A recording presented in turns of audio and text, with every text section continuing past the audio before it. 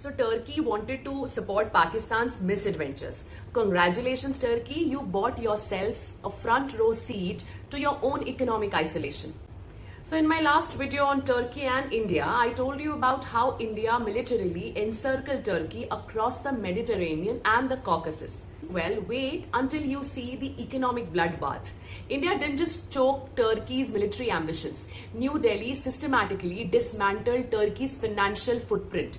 This is how India executed a multi-billion-dollar economic surgical strike that has Ankara begging for mercy. Now, for 17 years, Turkish ground-handling giant Çelebi Aviation sat comfortably inside India's critical infrastructure.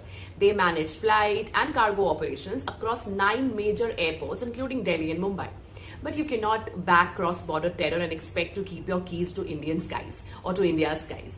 Days after hostilities halted in Operation Sindoor, India's Bureau of Civil Aviation Security dropped the hammer. They completely revoked Çelebi's national security clearance, and a staggering 4,700 crore, roughly $500 million, were wiped out overnight. Their equipment was seized, their contracts terminated, and a third of their global revenue vanished into thin air. Just this week, Çelebi's chairperson went public on Bloomberg crying that it was the most painful episode in their history. Then, corporate India immediately began purging Turkish partnerships. Air India instantly tore up its massive multi-billion-dollar heavy aircraft maintenance contract with Turkish Technic.